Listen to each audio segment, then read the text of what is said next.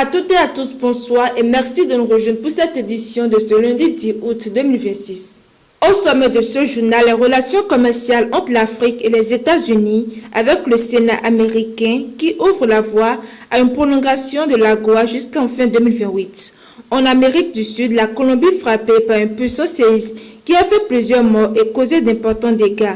Et puis au Moyen-Orient, les tensions restent vives entre le Liban et l'Israël au point de menacer les prochaines négociations prévues en septembre.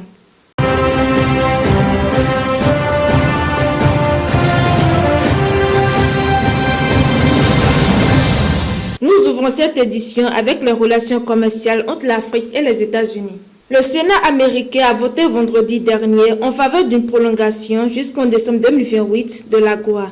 Cet accord permet à plusieurs pays africains d'exporter certains produits vers les États-Unis sans droit de douane. Le texte a été largement approuvé par les sénateurs avec 90% de voix pour et seulement 6 contre. Une décision qui offre une nouvelle perspective de stabilité aux exportateurs africains alors que l'accord devrait arriver à expiration à la fin de cette année.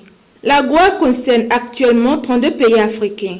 Plusieurs secteurs bénéficient de ces avantages commerciaux, notamment l'industrie automobile en Afrique du Sud, la vanille à Madagascar, ainsi que le textile au Kenya et au Lesotho. Mais cette prolongation doit encore franchir une étape.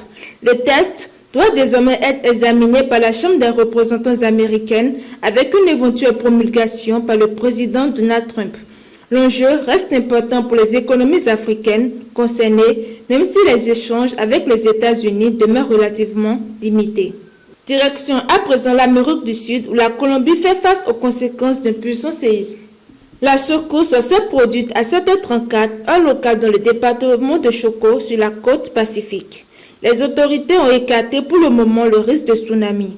Le bilan fait autant de moins 18 morts à Pereira. À Cali, la troisième ville du pays, une vingtaine de bâtiments se seraient effondrés. Les autorités évaluent actuellement l'ampleur des dégâts, notamment grâce à des drones. À Bogota, les bâtiments ont également été évacués. Les habitants, certains encore au pyjama, sont descendus dans les rues alors que les sirènes retentissaient. Le séisme a également été ressenti dans les pays voisins, notamment en Équateur et au Panama.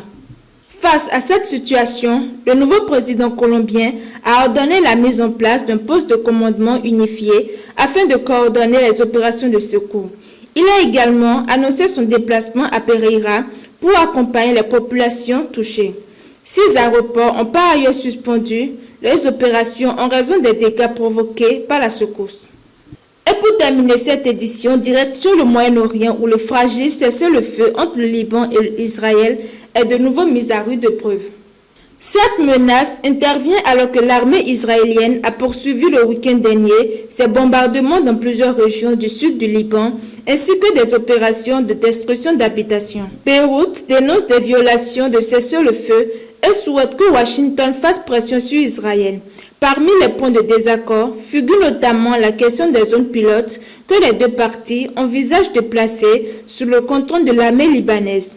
Le Liban souhaite notamment inclure quelques villes situées à quelques kilomètres de la frontière israélienne. Une proposition rejetée par Israël qui souhaite pour sa part établir ces zones dans d'autres localités situées à proximité de la zone tampon instaurée dans le sud du Liban. Autre point de tension, la question des détenus libanais. Beyrouth demande leur libération, tandis que Israël souhaite faire une distinction entre les combattants du Hezbollah et les prisonniers civils. C'est la fin de cette édition. Merci de nous avoir suivis et très bonne soirée à toutes et à tous.